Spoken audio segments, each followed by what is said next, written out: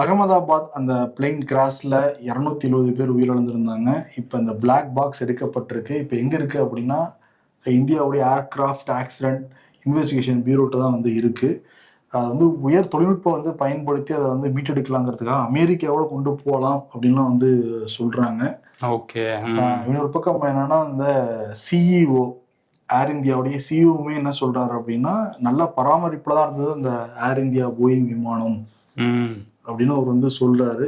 But அதுல black box என்ன இருக்குன்னு தெரிஞ்சா மட்டும்தான் உண்மை என்னங்கிறது தெரியும். ஆமா, இந்த மாதிரி இப்போ அடிக்கடி வந்து நிறைய செய்திகள் நம்ம பார்க்குறோம். இந்தியாவில இருந்து கிளம்புற விமானம் வந்து பழுதாயிருச்சு அப்படிங்கிற மாதிரி. மினிஸ்ட்ரி ஆஃப் சிவில் ஏவியேஷன் என்ன பண்றாங்க, பராமரிப்பெல்லாம் சரியா இருக்கான்னு அவங்க கண்காணிக்கிறது இல்லையா அப்படிங்கிற ஒரு கேள்வி வந்தது.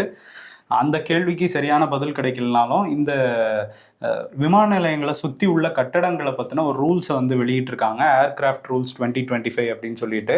அதில் என்ன சொல்கிறாங்க அப்படின்னா, வயலேஷன்ஸ் பண்ணி நிறைய கட்டடங்கள் வந்து விமான நிலையங்களை சுற்றி கட்டியிருக்காங்க. அந்த ஹைட்டுக்கு மேலே இருந்தால் ஒன்று ஹைட்டை குறைக்கணும், இல்லைனா பில்டிங்கை டெமாலிஷ் பண்ணணும், தகர்க்கணும் அப்படின்னு சொல்லியிருக்காங்க. அதே மாதிரி மரங்களையும் வந்து அந்த ஹைட்டுக்கு மேலே இருந்துச்சுன்னா அதெல்லாமும் வெட்டணும் அப்படிங்கிறத சொல்லியிருக்காங்க. இது ஒரு டிஸ்ட்ரிக்ட் கலெக்டரோட மேற்பார்வையில் இதெல்லாம் நடக்கணுங்கிற மாதிரி அந்த விதிகளை அறிவிச்சிருக்காங்க. இந்த அகமதாபாத்தை சுற்றி முதல்ல வந்து ஆய்வு பண்ண போகிறாங்களா, அந்த மாவட்ட கலெக்டர் உத்தரவு வந்து போட்டிருக்காரு.